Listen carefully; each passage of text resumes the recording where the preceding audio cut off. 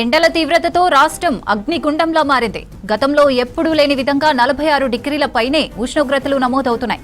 ఇప్పటి వరకు వడదెబ్బకు 34 మంది మృతి చెందారు. రానున్న 4-5 రోజుల్లో 3 నుంచి 4 డిగ్రీల టెంపరేచర్లు ఎక్కువ నమోదయ్యే ఛాన్స్ ఉందన్నారు వాతావరణ శాఖ అధికారులు.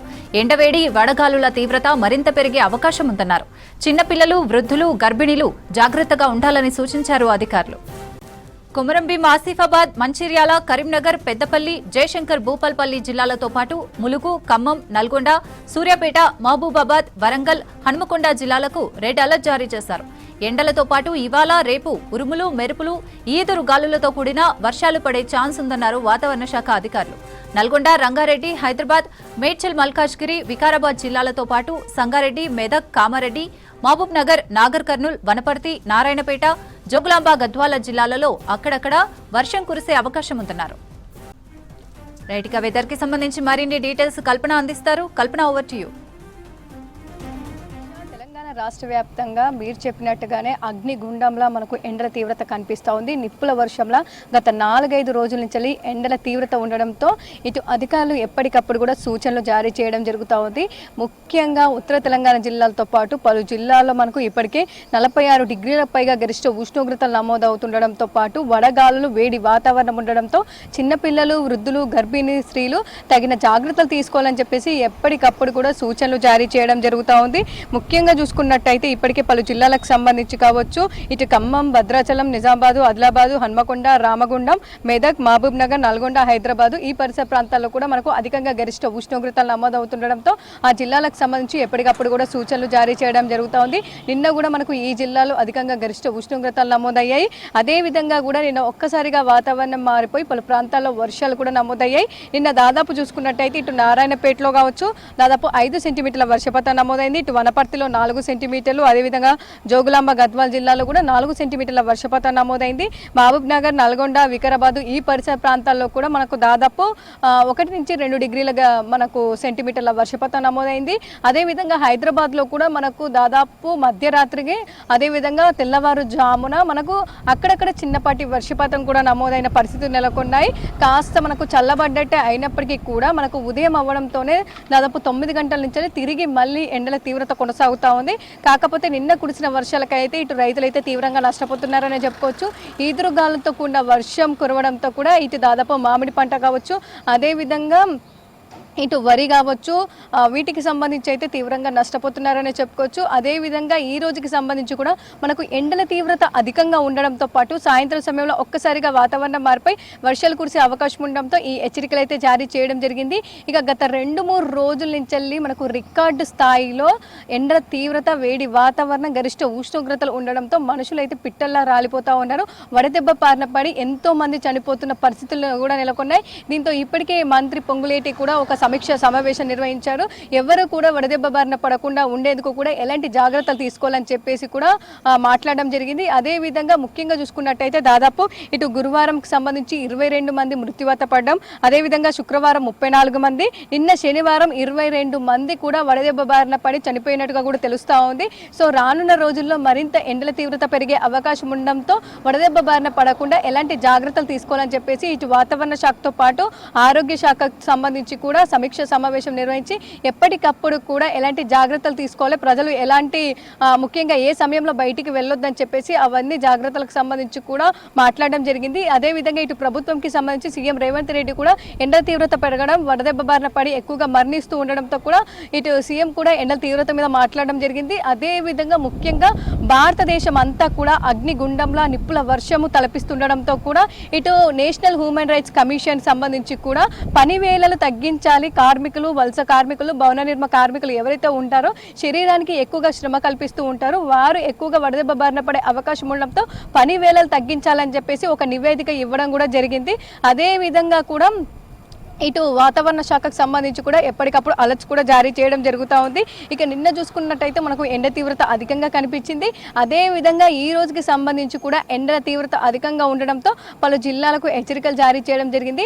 పదే చెప్తూ ఉన్నారు, మధ్యాహ్నం సమయంలో బయటికి వెళ్ళకూడదు. 11 గంటల నుంచి 4 గంటల మధ్య సూర్యరశ్మి నేరుగా భూమిని తాకే అవకాశం ఉంది. వేడి వాతావరణం దగడు ఆ సమయంలో ఎక్కువగా ఉండే ఛాన్సెస్ ఉంది. సో ఆ సమయంలో బయటికి వెళ్తే వడదెబ్బ బారిన పడే అవకాశం ఉండడంతో సో హెచ్చరికలు అయితే జారీ చేయడం జరుగుతూ ఉంది.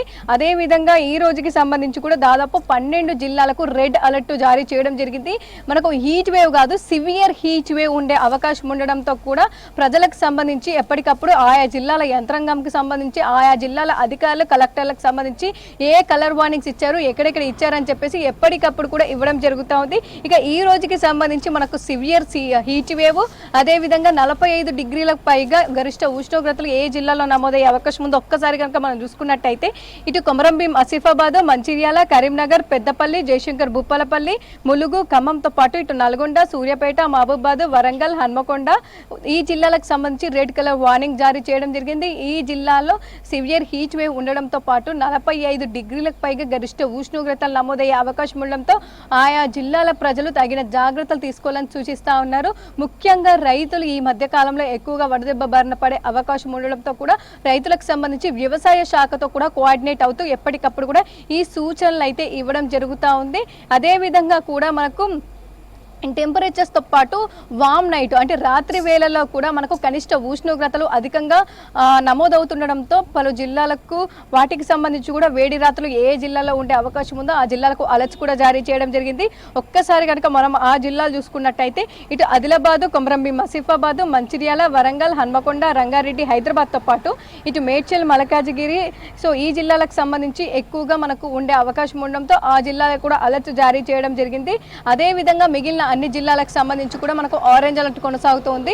ఆ జిల్లాల్లో కూడా దాదాపు 41 నుంచి 44 మధ్య గరిష్ట ఉష్ణోగ్రతలు నమోదయ్యే అవకాశం ఉండడంతో కూడా ఆ జిల్లాలకు అలర్ట్స్ జారీ చేయడం జరిగింది. ఇక ఓవరాల్ గా చూసుకున్నట్టయితే తెలంగాణ మొత్తం కూడా మనకు ఎర్రబడ్డట్టుగా కూడా కనిపిస్తూ ఉంది. మొత్తం ఆరెంజ్, రెడ్ అలర్ట్స్ తో కూడా ఇటు వాతావరణ శాఖ కలర్ వార్నింగ్స్ కూడా ఇష్యూ చేయడం జరిగింది. సో పరిస్థితి ఏ విధంగా ఉందో మనం కూడా అర్థం చేసుకోవచ్చు. ఎందుకంటే దాదాపు 10ల సంఖ్యలో కూడా ఇటు మరణిస్తూ ఉన్నారు వడదెబ్బ బారి. సో ఇట్లాంటి తరుణంలో కూడా తగిన జాగ్రత్తలు తీసుకోవాలని చెప్పేసి, ఎక్కువగా వాటర్ కంటెంట్ ఉన్న ఫుడ్ తీసుకోవాలని చెప్పేసి, దాహంగా లేకపోయినా కూడా 10-15 నిమిషాలకు ఒకసారి ఖచ్చితంగా కూడా నీరు తాగాలని అయితే చెప్తూ ఉన్నారు. ఇక బయటికి ఎవరైతే వచ్చే వాళ్ళు ఉంటారో ముఖ్యంగా మధ్యాహ్నం సమయంలో మాత్రం అవాయిడ్ చేయాలని చెప్పేసి, ఒకవేళ అత్యవసర పరిస్థితులు ఉన్న నార్మల్ సమయంలో బయటికి వచ్చినా ఖచ్చితంగా గొడుగుతో పాటు వాటర్ బాటిల్ కూడా క్యారీ చేయాలని చెప్తా ఉన్నారు. ముఖ్యంగా ఈ ఎండ తీవ్రతకు ఎవరైతే గురవుతూ ఉంటారో ఎక్కువగా కళ్ళు తిరగడం కావచ్చు, అదేవిధంగా బాడీలో వాటర్ పర్సెంటేజ్ డిహైడ్రేట్ అవ్వడం కావచ్చు, వామిటింగ్స్ ఎవరైనా చేసుకున్నట్టయితే ఆ సిమ్టమ్స్ అన్ని కూడా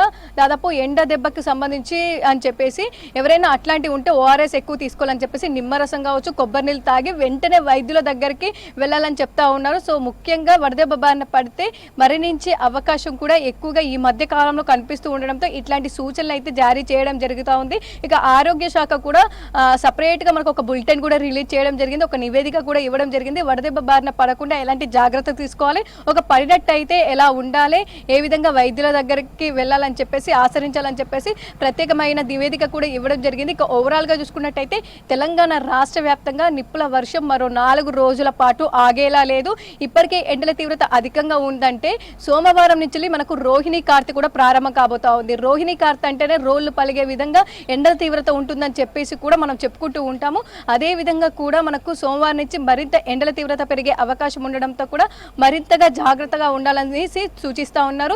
ఎందుకంటే ఉదయం 9 గంటల నుంచే మనకు సూర్యుడి ప్రతాపం చూపిస్తూ ఉండడం, మధ్యాహ్నం సమయంలో అధికంగా వేడి వాతావరణము, వడగాలులు, అదేవిధంగా అధిక ఉష్ణోగ్రతలు నమోదవుతుండడంతో కూడా ప్రజలు పదే చెప్తూ ఉన్నారు తగిన జాగ్రత్తలు తీసుకోవాలని చెప్పేసి. ఇటు వాతావరణ శాఖ, ఆరోగ్య శాఖ, తెలంగాణ ప్రభుత్వం కావచ్చు, అదేవిధంగా ఇతరత్ర శాఖలు కూడా ఎప్పటికప్పుడు కూడా ఈ అలర్ట్స్ అయితే ఇవ్వడం జరుగుతుందని చెప్పుకోవచ్చు. ఇక ఓవరాల్ గా చూసుకున్నట్టయితే తెలంగాణ రాష్ట్ర వ్యాప్తంగా మరో 4 రోజుల పాటు ఎండల తీవ్రత కొనసాగే అవకాశం ఉంది. శిరీష.